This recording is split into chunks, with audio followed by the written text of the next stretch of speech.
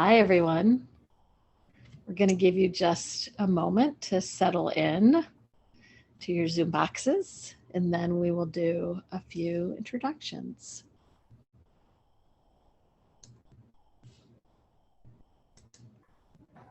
Okay, so we're going to go ahead and get started. I'm Julie Moose. I'm the Executive Director of the National Press Club Journalism Institute, which is producing this program in partnership with the National Association of Science Writers and their wonderful Executive Director, Tinsley Davis, to whom I'm very grateful.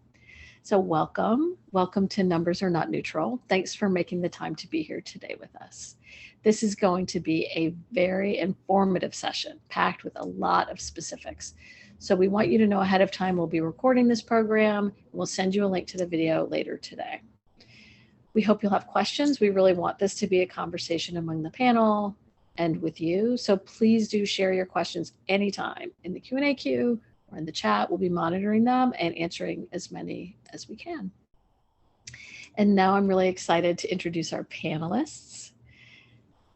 First, in alphabetical order, we have Fernand Amandi, Managing Partner of Ben Dixon and Amandi. We have Caroline Chen, Healthcare Reporter at ProPublica. And we have Dr. Kyler J. Sherman Wilkins, Assistant Professor in the Sociology and Anthropology Department at Missouri State University. And of course, we have Tinsley, who is Executive Director of the National Association of Science Writers. So thank you so much to our panel for sharing your expertise with us. And thank you to Tinsley. And now over to you. Thank you all for being here with us today, and thank you to Julie and the Journalism Institute for crafting and hosting this session with our fabulous panelists. Some attendees write with numbers all the time, others may use numbers once or twice a year. Poll numbers, survey results, population samples, research cohorts are not inherently objective or neutral. They're a sample of real humans and a product of myriad factors. So how do journalists fairly use these numbers in reporting? In what ways can reporters vet numbers quickly and reliably for potential bias? What does a sample really represent? We'll answer these questions in the next hour and leave you with tips you can apply to your work right away. So let's start with the basics. Using numbers accurately is a baseline. Caroline, with an aside, thank you so much for spending the first half of today with us. I know you're headed out on a reporting trip in about half an hour. So let's start with you. You've said that using numbers accurately isn't enough. Can you elaborate and explain for us? Sure. And first of all, thanks so much for having me on, and excited to be joining Fernand and Kyler here today. So I think for me, I'm a health and science reporter, and I think particularly during the pandemic, we've seen so many different numbers being thrown around all the time, often numbers in headlines, numbers been sort of taken out of context. And what I mean by, being accurate isn't just enough is that I think that you can take one number, put it in a headline, and give readers totally the opposite impression of even what you meant to say. And, just to give a concrete example, the reporting around the Provincetown outbreak, I've seen a lot of stories that have said things like, the headline is, 75% of people who got infected were vaccinated. That may be accurate, but I think you have to think, well, if a reader only reads a headline, and we sadly know that many readers only read headlines, what is sort of their takeaway impression going to be? Or stories that just have, here is a raw number of people who have had a breakthrough infection. I think without the denominator there, people could be like, wow, that looks like a really large number. If you did that as a percentage instead, people might think, wow, that's a really small number. So I think a lot of times our job as journalists is to take those numbers, make sure we know the necessary context, and then be careful about which numbers we pick to put forward. And Caroline, can you give us a quick summary of what a denominator is? It's been a while for some of us since fractions class. Yeah, absolutely. Denominator is just like the number at the bottom on a fraction. And so, the question I'm asking myself often is, what is the important thing that my reader wants to know? Is it, how many people, let's say, how many people total have gotten sick with COVID? Or is it how many people out of all the people, say, for example, who have been vaccinated, which is what they want to know. And if there's ever, you feel like they actually want to know a rate. They want to know the number out of a larger pool. That's when you're looking for the denominator there. Thank you so much. And when you're working with your editor, what kinds of conversations do you like to have to help set up offering the right impression to the audience? The conversation I often have with my editor is, I need more time. And frankly, that's because like, I think sometimes we have, studies that are coming out, preprints that are coming out. A preprint is sort of a not yet peer-reviewed study. It can be easy to get really excited about that and be like, oh my gosh, we got to write a story right now. And I'm there being like, I need to read this whole thing. I need to read through the methodology. I need to like go run this by other people.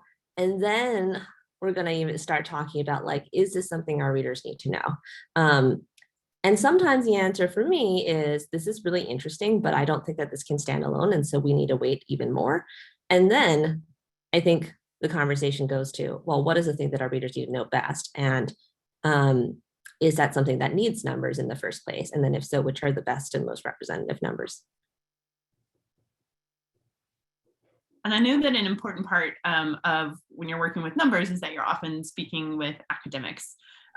Do you have any go-to questions that you like to ask when you're interviewing a researcher, an academic who works with numbers? I would love to hear Fernand's and Kyler's thoughts on this as well, probably having been on the other end of this. But I think for me, honestly, a lot of my questions are just like, can you explain this again? Can you explain this again? Because like, if I'm covering a study or a survey or something like that, I think one of the most important things for me is that I understand the methodology. And I may not explain the whole thing to my readers because they don't need to know that. But if I don't understand the methodology inside out myself, then I'm not qualified to then pull the biggest highlights. Then of course, like you want to know, are there caveats? Are there things that, this study or survey did not answer, and sometimes I'll be like, here is the conclusion I'm drawing from this. Does that sound right to you?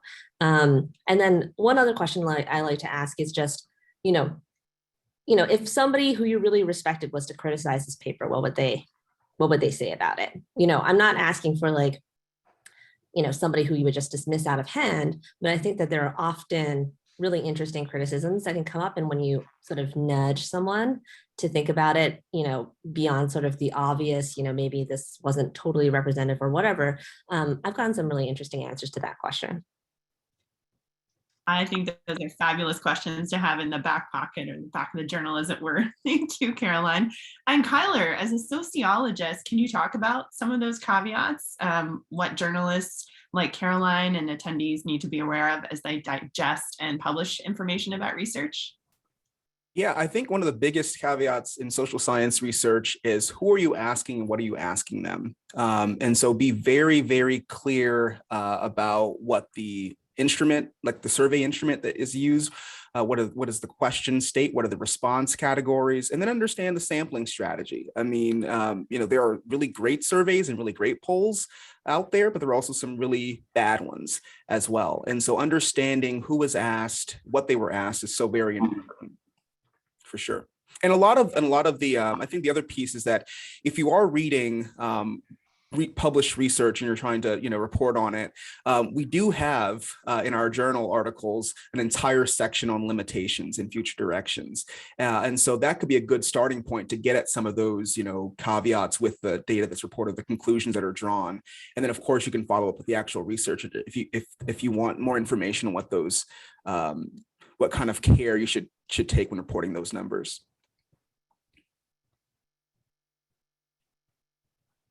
Oh, I think you're muted. Yeah. It always happens once a time. Kyler, you mentioned polls and what to be aware of when you're reporting polls. And I do believe we have an in-house expert, Fernand, on polls. So Fernand, you've seen a lot of coverage, polls, some good, some not as good. Can you help journalists understand where pollsters go wrong and how they can avoid amplifying a bad poll and recognize the bad poll in the first place? Well, I'll do my best, Tinsley, but to your very good question, I think one of the things that a lot of the journalists listening to us here have to understand, and this is one of the dirty secrets, I guess, of the polling industry. And I hope the polling police doesn't find me for this, but not all polls are created equal. I mean, you heard Kyler suggest it, what Carolyn said as well. There are some bad pollsters out there and bad polls, and worse. Unfortunately, we have seen recently a lot of polls that put their thumbs on the scale and engage in, yes, that four-letter word, bias, when it comes to presenting results. So I think one of the things that journalists need to start doing, if they aren't already, is really treating pollsters and polling companies in the way they would have a source relationship. You know, sometimes you have sources that get things wrong, but they get things wrong in good faith. It just doesn't check out. They're giving you information. The same applies to a research firm or a polling firm or whoever you're engaging with. The vetting needs to be much, I think, more stringent. They need to look at the track record, because what is driving this, Tinsley, is that there is such a high demand now. There's such an interest and need in more polling content and research content, especially in this time where numbers really are the arbiter between determining what, changes opinion from fact. So when it comes to what a lot of, I think, journalists are looking for is the numbers to settle the debate. But what we find is there are, unfortunately, either some bad actors or actors that are not taking the rigorous scientific methodological approach that most pollsters, accredited pollsters, apply by. So I think later on we'll get into it. I want to talk about some of those shortcuts that I think are being driven by that great need and appetite for numbers that overall lead to some of these areas where we not only find bias, but where then the numbers come into question. The problem around this, of course, is that all it takes is one or two or three bad actors, bad polls and polling results to really taint the industry as a whole, as we've seen in the aftermath of the 2016 and 2020 elections. So with that said, I mean, I want to go through some of these, but I want to give some of my other colleagues an opportunity to weigh in on these from their perspective. Yeah, I appreciate everything that was just said, and I agree wholeheartedly. I think the other thing to notice about the science behind polling is that it's evolving. I mean, there are debates currently on what the best practices should be. And so I think to the extent that, we can, it's hard to be patient with academics. It tend to take a long time to publish anything. It's true.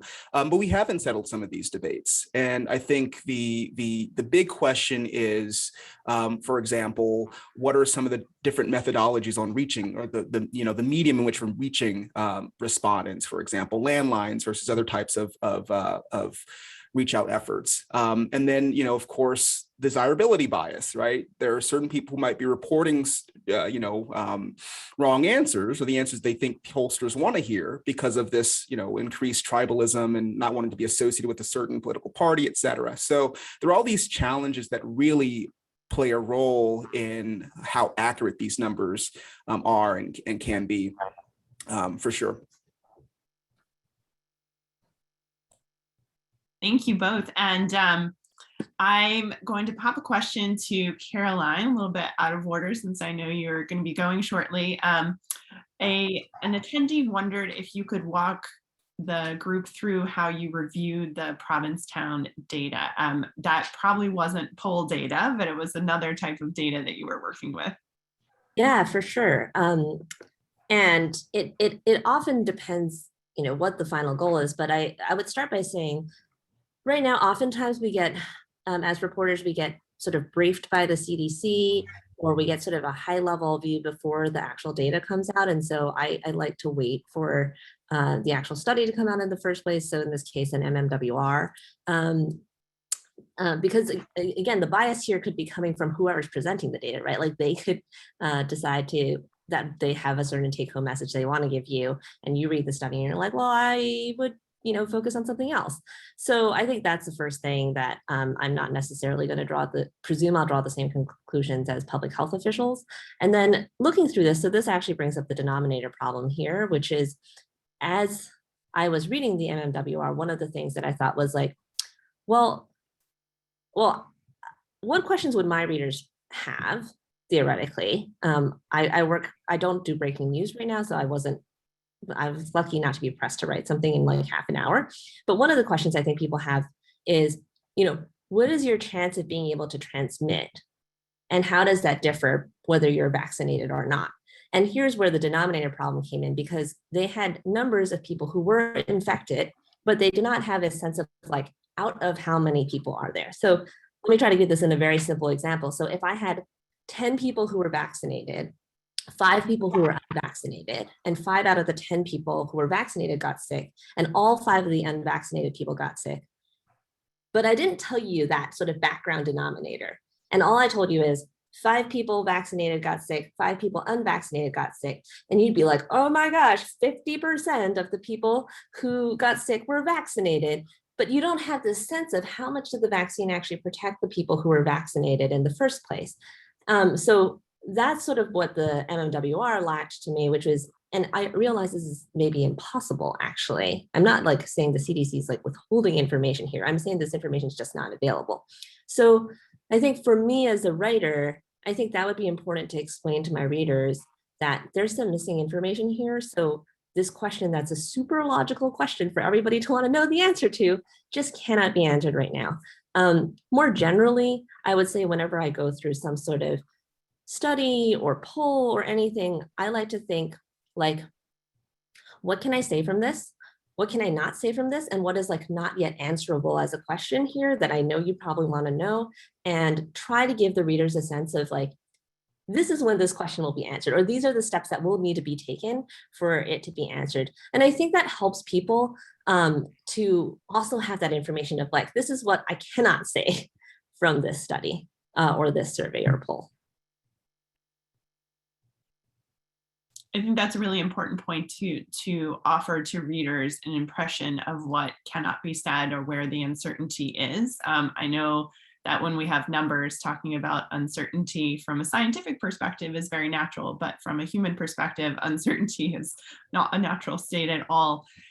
So I want to jump in later on about what polls and data can represent, but I think one thing that might be helpful for the audience is something that you all talked about, which is disaggregation of data. So Kyler, could you talk to us about, sort of explain what disaggregation of data is, and then maybe Kyler and Fernand, you can talk about how that's important in the various work that you all do.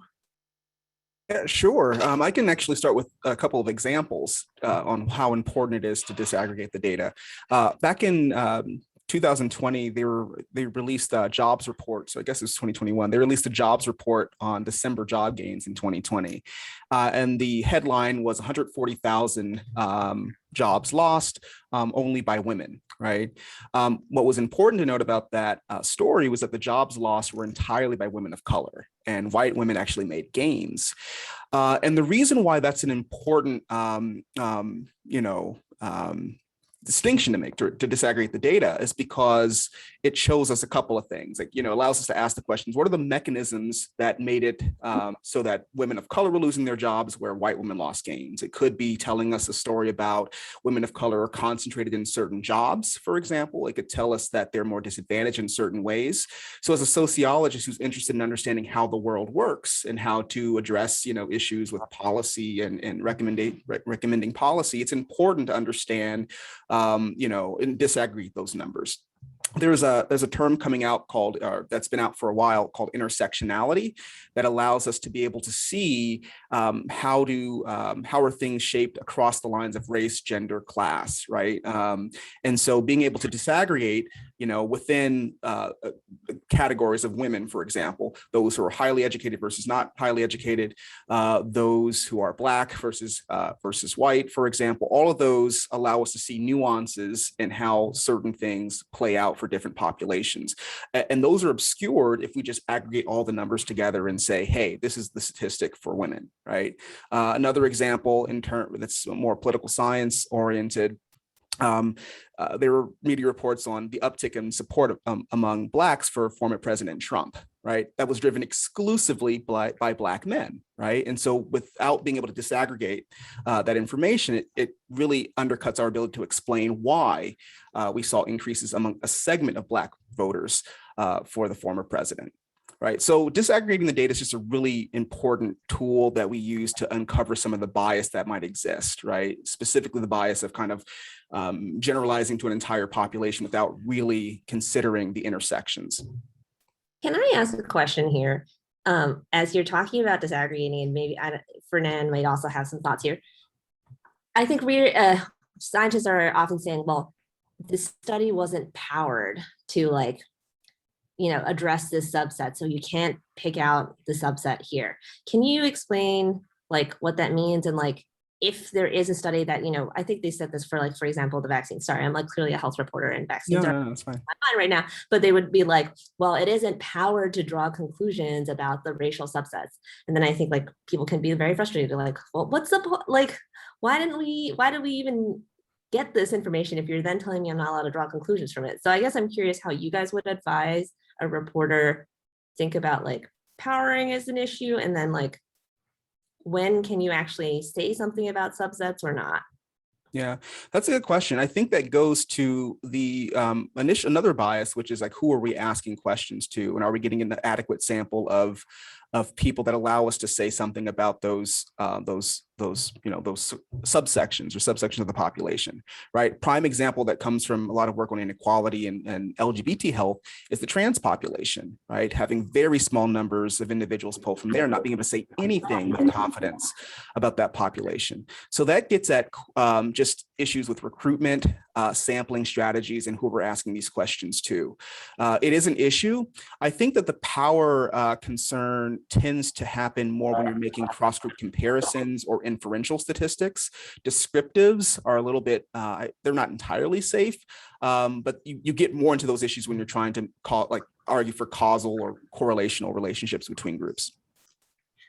So at the risk of geeking out here, let me just first define for the audience, disaggregating data from my perspective, and I think from what our colleagues are saying, is breaking down data either in a study or a poll into very detailed subcategories. And going back to the point that I was making earlier, this is where sometimes the demand for content creates shortcuts.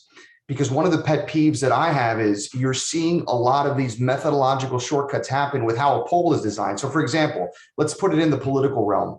There was a tremendous appetite for political and voter consumption polls going into the 2020 election. And in disaggregating data on subgroups, for example, Hispanic voters, Black male voters was an area that there was a tremendous phenomenon. If you're reporting on a national poll, and then a political reporter will call me and be like, all right, well, how do Hispanic voters compare to the national sample? I sometimes have a responsibility as a pollster to tell that reporter, listen, we're doing this on the basis of your question. It's on the basis of maybe 60 samples, 60 actual interviews, which has a huge margin of error, which means that I'm giving you a disbalanced perspective if I even answer. A responsible researcher will say, look, there's not enough data there to answer that question, even if it means disappointing potentially a reporter. If the reporter is trying to do a good job themselves and be thorough and say, I want to break and slice the data in many different directions, it is the researcher that has the responsibility to say, no, I can't give you that data, or on the question of power, this was not a study done towards that, which leads to two other very quick points: transparency and clarity. If you find that researchers, my reporter friends listening now, are unwilling to be totally transparent with providing you anything that you ask for, that's a red flag.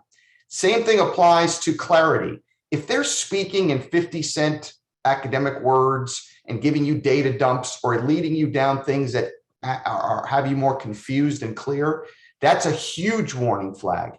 And this all comes back to, again, some of these shortcuts. It is costly and expensive to do research on a large scale, and particularly when you're trying to disaggregate data and report out subgroups, unless you have robust, huge sample sizes, it's difficult to do that, and it could lead to blind spots in how you report numbers that could lead you to a completely wrong conclusion. I think we're getting back to that denominator issue again with sample sizes. So Fernand, what would be some questions that a reporter could ask to aid in some of the transparency? If you are speaking with pollsters and trying to get data, what kind of questions should you be asking? Excellent question. And really all of this also, I hate to be the bearer of bad news, but it's all contextual. There are all variables. There's not a one size fits all example. So, but let's just say, for example, we did a study of voters, a recent study of voters. How many people were interviewed?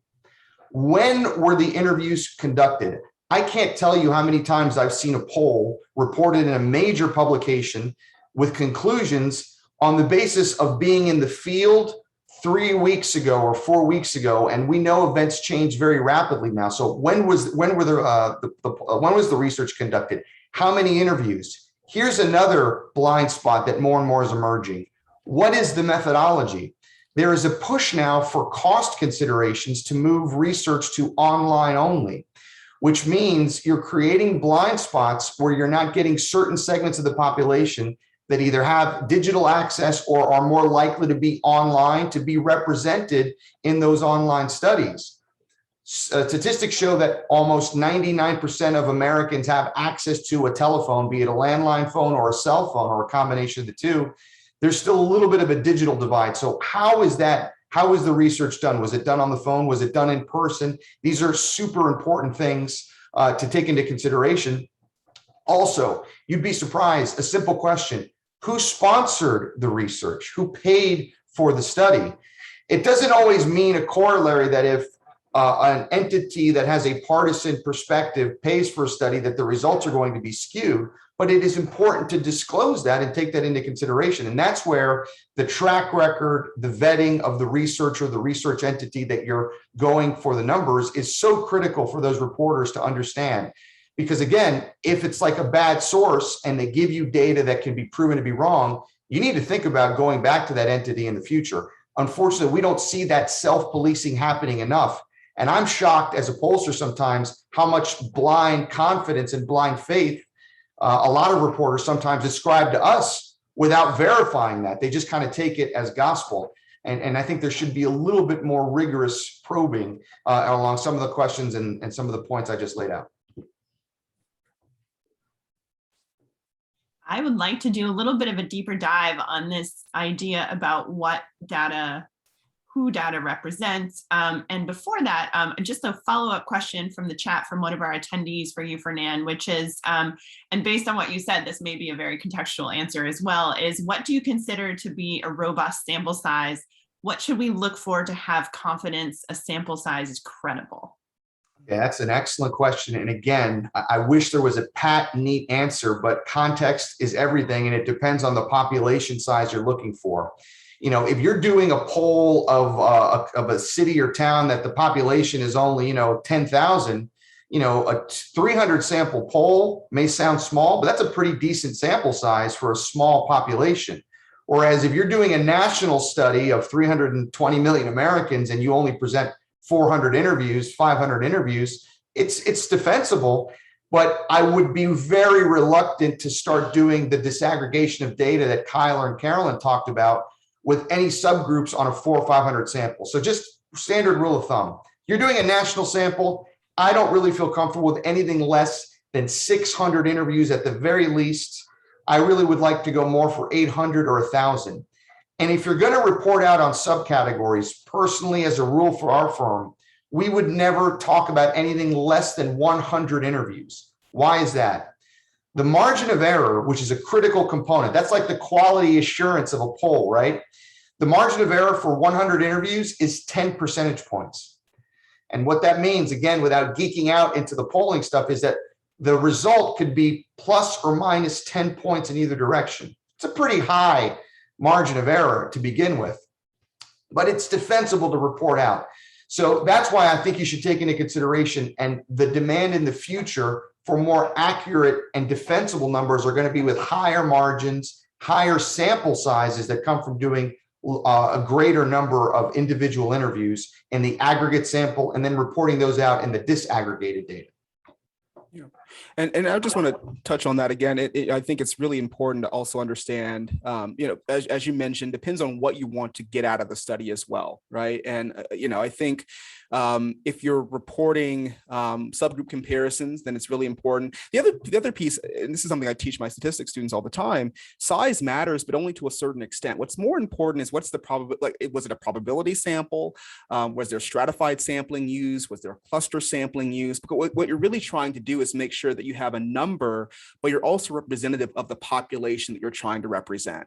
And that's an important piece too. So I would rather have a smaller sample size that's where you sample people very well in a probability-based manner than a large sample size that's a convenient sample, right? You just stop people on the street and asking them questions. So all those pieces really matter if you're trying to generalize to a population. Thank you, Kyler, and a thanks to Caroline, who's on her way out. I know we really appreciate it, and have a safe reporting trip. Kyler, I'm gonna follow up and use the fact that you're a professor to help walk through some of the terms that you just talked about. So when you're looking at a sample, you use the term stratified, you use the term probability. So what are some different ways that those samples can be parsed? Sure. Well, probably one of the easiest samples to come by is a sample of convenience. And this is where you're stopping people. There's no real systematic manner in which you're stopping people. And you can get quite a few respondents, but you don't really know who you're representing, right? You're not representing an entire population. If you have a probability sample, whether it's a random sample or a simple random sample rather, or some other type of random sampling, what you're doing is you have a systematic process by which you're choosing people to be a part of your survey. And it's based on the target population, the known target population. So it allows you to make generalizations or draw conclusions about the population at whole from which you're sampling from, right? And there are different ways to do this. The stratified sample is one of the most important samples if you're trying to get subgroups included in your survey. And what you're doing here is you're basically saying, okay, just as a crude way of thinking about it, let's say you know that the population within your city is 10% African American. That means that you're going to ensure that your sample within your city includes 10% African Americans. So it's a way of ensuring that you have a representative sample based on the characteristics of the population. You can also do cluster sampling, is where you find a cluster, so like neighborhoods or schools, and then sample within those. But the idea here is, how do you get an accurate sample that reflects the larger population?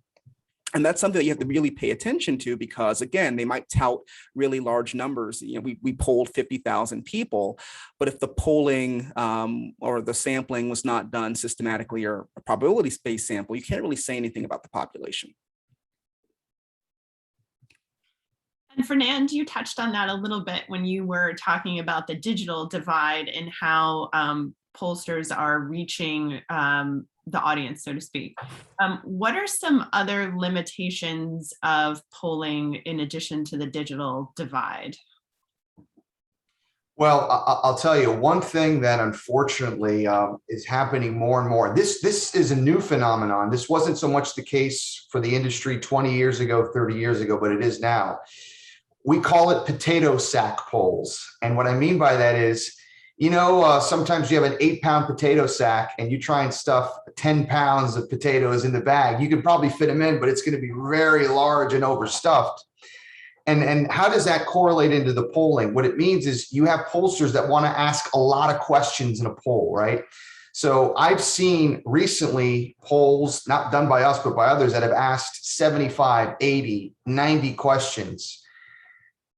And I hate to break it to everybody, but you just throw those polls in the trash, because what we're finding is the average person who will sit through an interview that takes 20 to 25, 30 minutes to do a 100 question poll or 80 question poll is not representative of your average person, right?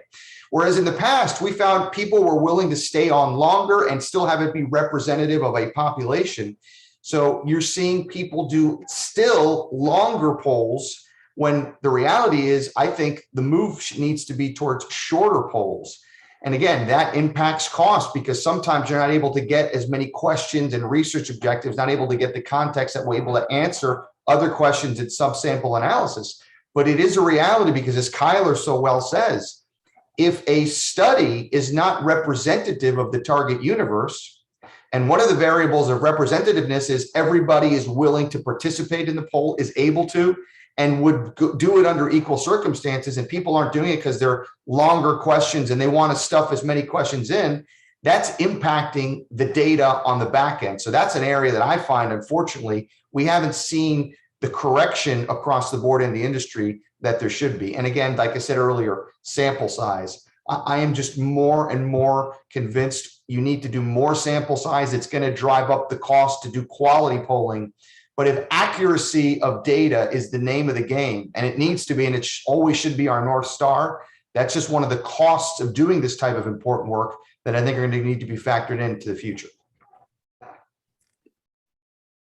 Thank you, Fernand. And I want to dive into this concept of inclusivity and representations within samples. And Kyler, I know that you've talked about when we're talking about race and gender and other variables in a population, that sometimes those definitions aren't even agreed upon. So could you expand on that a little bit for us and talk about representation and what it means?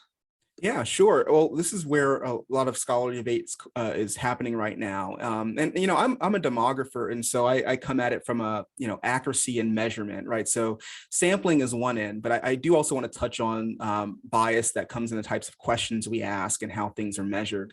And you know, something as simple as, say, like race or gender, right, which seems like it's very straightforward to measure, are actually pretty complicated. If we look at the history of the census, for example, they've changed the categories throughout time in terms of what is, and they're still debating what's the best way to capture race and ethnicity.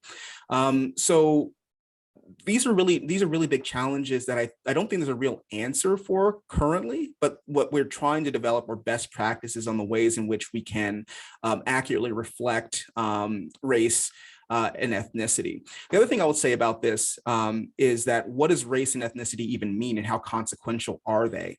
So for example, we see a lot of statistics reporting racial differences in health outcomes, where ethnic or national origin might be more informative, right? If we look at, for example, the Black population, it's not a monolith. You have the Black population, some come from Haiti, some come from Nigeria. You also have African Americans, and their lived experiences are totally different. And so being able to look at race, ethnicity, and treating them more than just like these demographic stratifiers, but actually investigate what does it really mean when we're answering that we are Black or white or Latino. What does that really mean? And what kind of inferences can we draw from that? And what kind of assumptions can we make about our modeling strategy? It's another big piece to think about. And if you look at the census, for example, in most recent census instrument, and say another pro tip, make sure if you have a chance to get your hands on the actual instrument, look at it. Be sure to look at the instrument.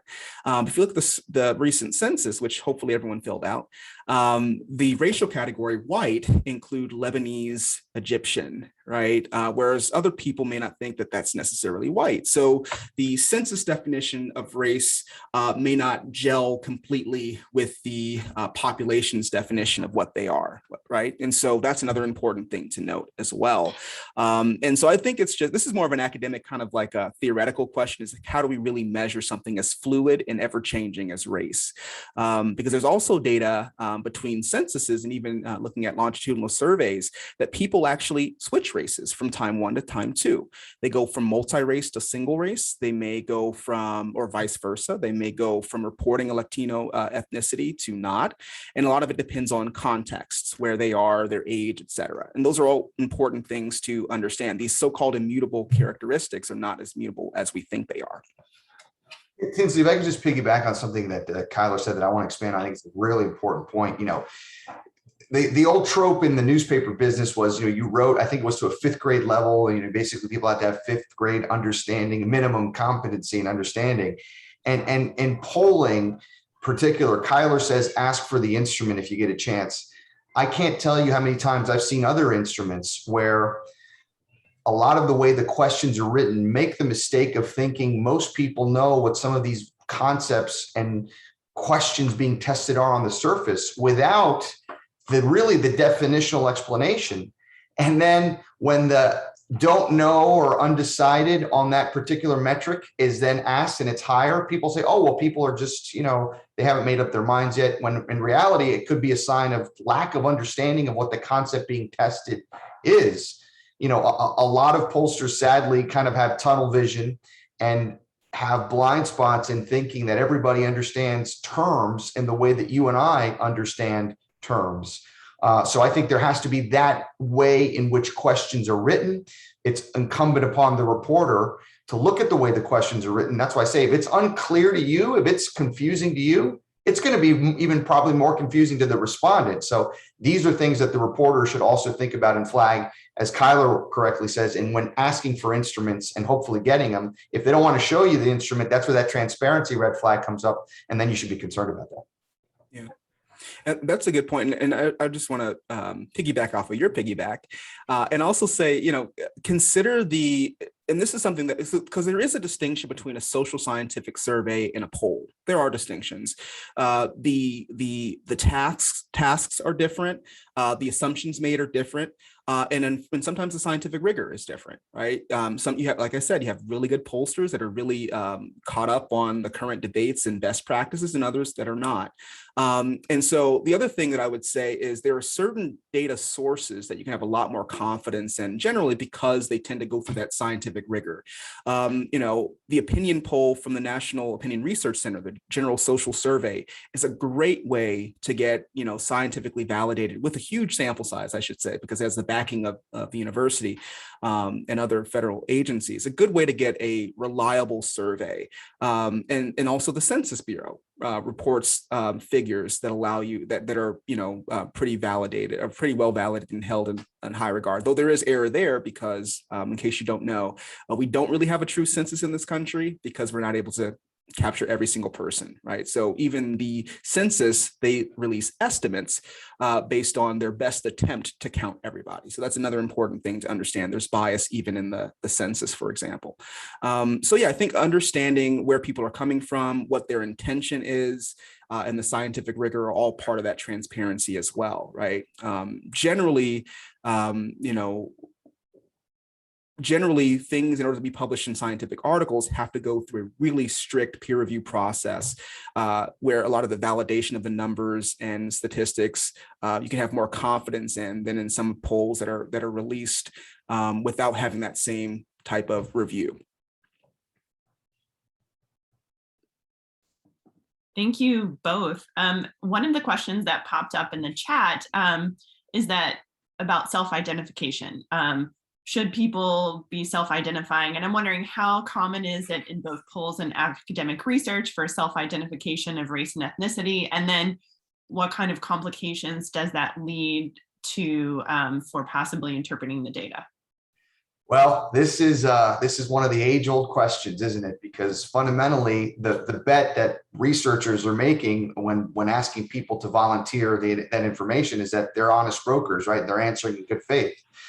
But I'll tell you a little particular thing. I don't mean to offend any of my fellow Cuban Americans, but as a Cuban American, I can say this. One of the things we found doing polling here in South Florida of Cuban Americans is we started to see disparities between when we would ask the question on ethnicity. The media generally classifies people as being of white, Hispanic, Black, or Asian origin or other. Which of these do you ascribe to?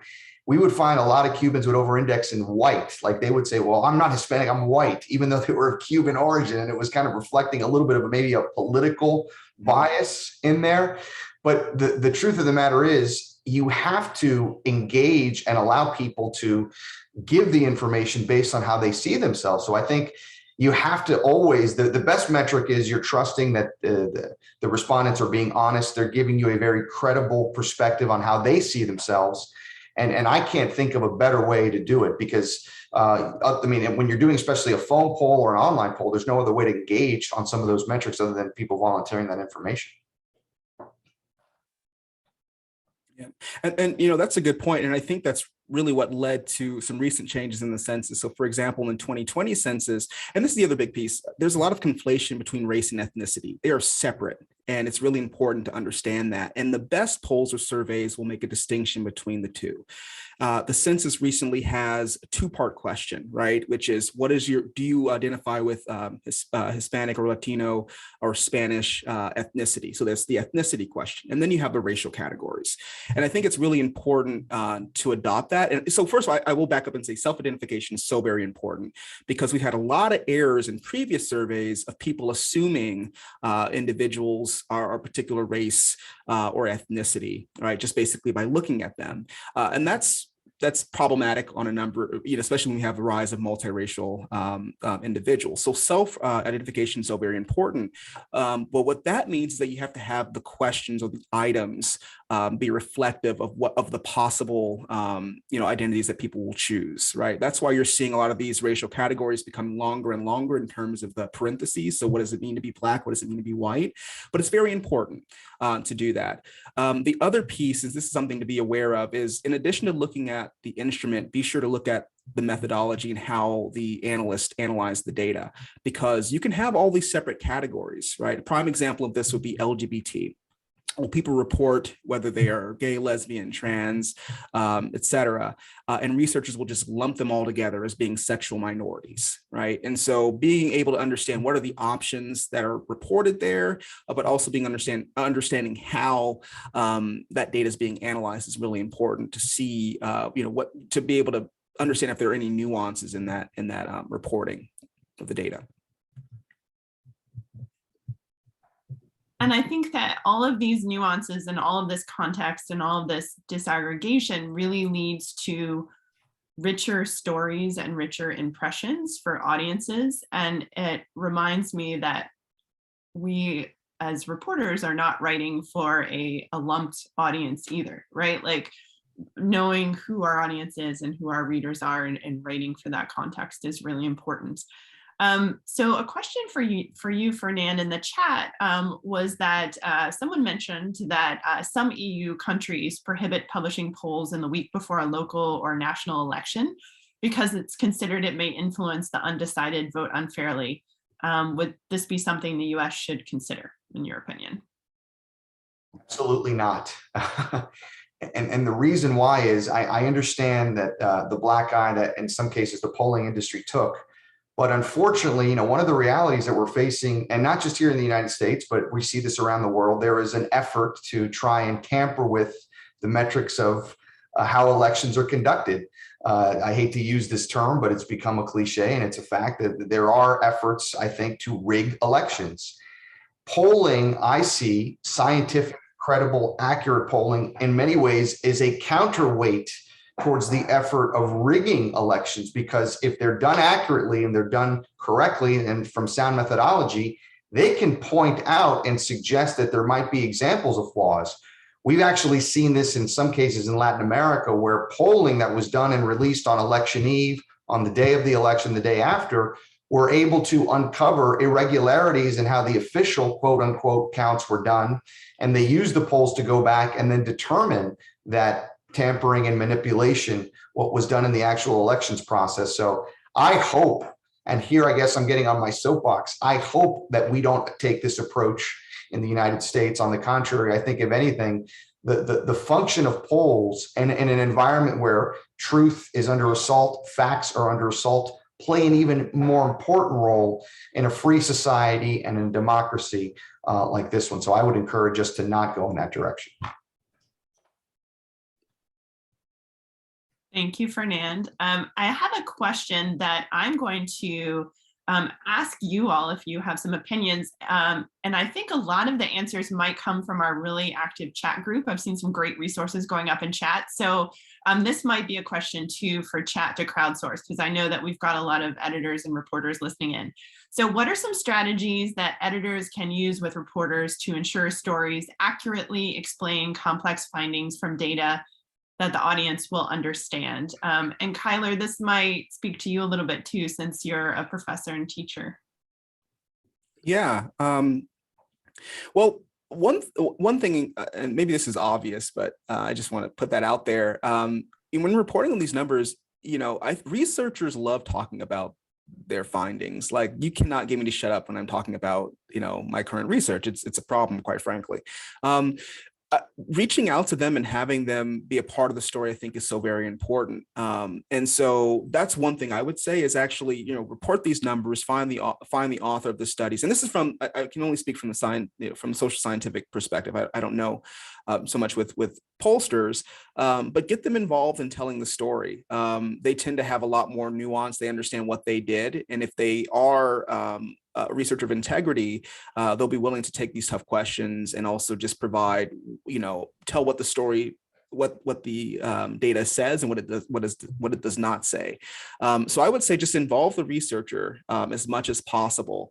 I'm seeing a lot of studies now that include, quotations from the actual researchers who conducted the study, and I think that helps to, remove some bias, right, by having the person who actually conducted the research be a part of that. Thank you. The next question is wondering if the panelists could speak to asset framing versus deficit framing, and maybe offer some background for attendees who may not be familiar with those terms before we get into the answer.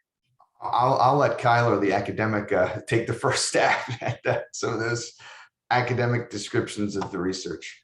So you're talking more about the idea of just for clarity, if you're looking at the disparities research, for example, a deficit framing would be, Blacks are worse off versus a more, is that correct? Is that what you mean by that? If the person who posed the question wants to put a follow-up in the Q&A, it just asked if the panelists could mention deficit framing versus asset framing. Yeah, I'm thinking that's what was asked. I mean, that's the only thing I can think of. And I think it's really important. So for example, this comes up in social scientific research on disparities in health or wealth or anything for that matter. And it really points to this idea of how are you telling the story, right? Because oftentimes when you look at statistics facing racial minorities or sexual minorities, the story is pretty bleak. There's very few outcomes in which racial minorities are better off than their white counterparts, for example. However, that obscures, right, getting back to that disaggregation of the data and of intersectionality, it obscures the actual true story. So for example, we can have a story of amazing resilience among the Black population, right? So if we're looking at disparities between Blacks and whites, we can also, for example, we might find that Black populations on average tend to suffer or are less advantaged than their white counterparts. However, it's for African Americans who live in poverty, or it's for African Americans who are women, right? And so it allows us to really start thinking about where do we see resilience in the population and where we not see resilience in the population. So I think framing, it's a matter of how you frame disparities is what I take from the discussion between asset versus deficit. Thank you, Kyler.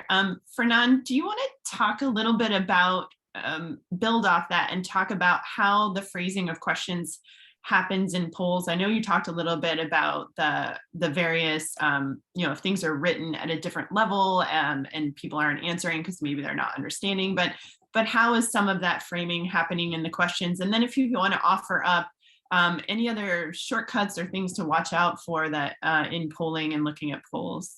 Sure. I mean, I want to go back to something that was touched on earlier, because the question of what the editors can do to ensure that the stories are being presented correctly.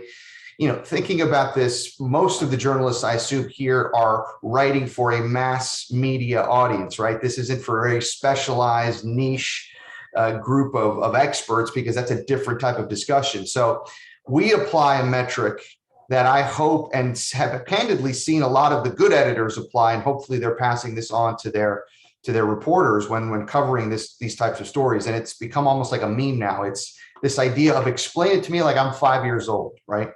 When we're crafting questions, we always reverse engineer the process. I always put myself in the mindset of the average person. Did I use a framing in a question that is clear and self-defining on the face of it? Is this the sort of thing that, I might have a question about? Is it a word that it may be the precise word to make the conceptual point, but that unless it has a little bit more context could be lost in translation, if you will?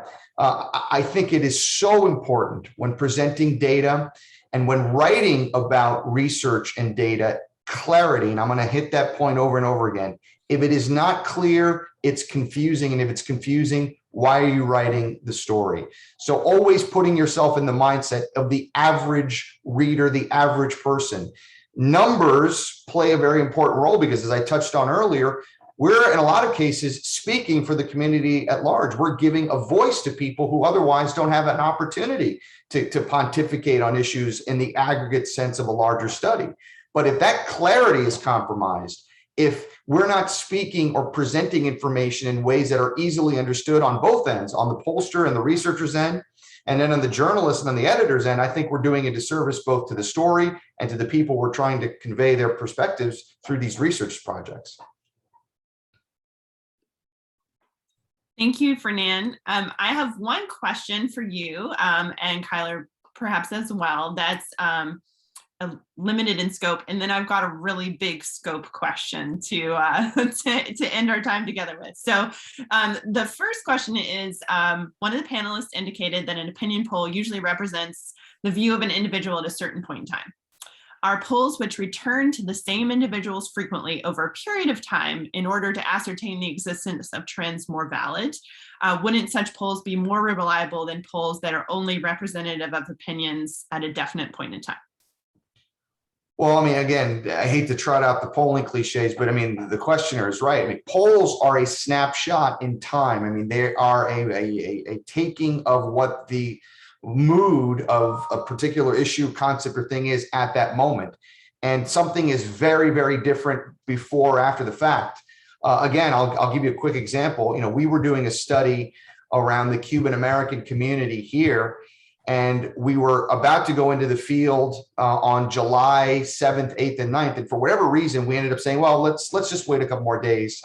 And then you had that explosion of protests on the island of Cuba. Had I done that study before, which completely changed everybody's perspectives on a whole host of issues, again, the numbers would have been completely useless. So when you poll is important. Now, what I think the questioner is asking, do longitudinal polls going back to the same respondents over time, do they have more validity? I don't think they have more validity, but I think they are an important metric. I think it's an important tool in the toolkit that researchers can use as a comparison, but I would not ascribe a higher standard of quality of data by doing that. I don't know if Kyler agrees with me or not on that. Oh, I agree. I mean, one of the most important things to note about statistical methods, and whether it's quantitative or qualitative, cross-sectional, which is a snapshot versus longitudinal or panel, is that there's none that's categorically better. It all depends on what kind of question you're asking. If you want to get a sense of population trends, then repeated cross sections where you ask questions to one group and then maybe 2 months later ask the same question, how we do with, like, for example, Gallup presidential approval polls. Those are cross-sectional, right? And it allows you to get at trends. Now, if you're looking at intra-individual change, so how does a person change over time, then you can only do that by interviewing the same person at time 1, then time 2, and time 3. They have different objectives. And so I wouldn't say that one's necessarily more valid. So I agree completely. It all depends on what story are you trying to tell, right? Now, if people are reporting repeated cross-sectional polls and talking about how individuals are changing their minds, that's not correct. You're not measuring that. You're looking at how does a population over time change, not how do individuals change. And that's where language becomes really important. Thank you, Kyler and Fernand. And for the last question, an audience member asked, it seems like no matter how responsible we try to be with statistics as individual reporters, editors, publications, there'll always be more sensational stories out there, i.e. the ones that get traction on social media. And the sheer abundance of those can muddy the waters, even for audiences who are trying to think critically about the data. So do you find yourselves, Kyler and Fernand, trying to anticipate or compensate for that in your own work? If so, any particular strategies? Yes. Sex sells, bread and circus. Fortunately, clickbait is a thing in the modern age. So that's why I think it's incumbent upon researchers to both do serious research, but at the same time, the reason these stories get traction is because there's obviously an appetite for them. So trying to customize projects where you ask questions that maybe get to some of those elements that maybe for us as researchers seem a little bit more superficial, but balancing that with the more substantive areas of inquiry, I think is important. But look, it's the reality. You're not going to change that. And you got to kind of adapt and evolve to the needs and hope that, critical thinking becomes a priority in American life again. And we start to see the audiences mature and evolve and what they discriminate and choose to engage with as good content. Yeah. And it's kind of like a chicken and the egg kind of problem, because on the one hand, it's the readership, what do they want? But it's also what the corporate media is selling, right? And so that's something else to keep in mind. Honestly, and this is a real problem. I know there are researchers who are actually very reluctant to talk to the media. These are academic researchers. I can't speak specifically of pollsters, but academic researchers who are reluctant because there is a long history of results being misinterpreted, misrepresented. And I think that's changing. I love engaging with the media because I think it's so very important, but I think it also is really important for the agendas to be very clear, and to really, listen to the research. When they're telling you what this data is not saying, listen to that, right? So that you can avoid these kind of sensationalized types of reporting. The one thing I want to say, the other thing is that there are a lot of resources. Like I am not an expert on media interactions, how to write up statistics in the media. I do it so much more for academia, but there is a really great organization. It's called the American Association for Public Opinion Research, or AAPOR. And they actually have, so this is the leading professional organization for statisticians, pollsters, public opinion researchers. And I'm going to actually put the link up because they have really cool educational resources specifically for the media. So I'm going to go ahead and put that in the chat real quick. But that's a really useful tool as well. The leading minds in survey methodology, survey research are in that organization. So highly recommend looking at those educational resources. Thank you so much, Kyler. And in case people weren't following it in the chat, we are going to actually send out the information that was in the chat, as well as a link to the video. So don't worry if you haven't quickly cut and pasted all of those resources, including the one that Kyler just shared. Thank you so much, all of you. Thank you, Tinsley, so much. And thank you all for being here. Thank you for the great questions. I'm sorry we didn't quite get to all of them. We got to almost all of them, but we can tell there's a lot of interest in this, and stay tuned. There will be more to come.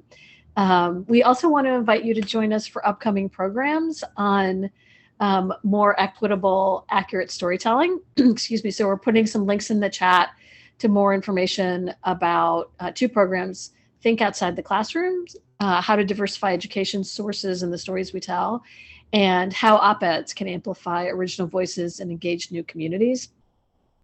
We hope you learned something valuable today. I know I learned a huge amount. I'm still processing everything.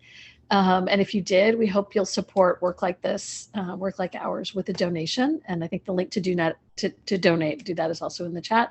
If you don't have time to do it right now, don't worry, because we're going to send you the link again this afternoon, along with the recording of the program, the chat transcript, and a survey. So you can give us feedback and tell us what else you need. Stay well. Thank you all again so much for being here, and we hope to see you again soon. Thank you, everybody. Thank you all so much.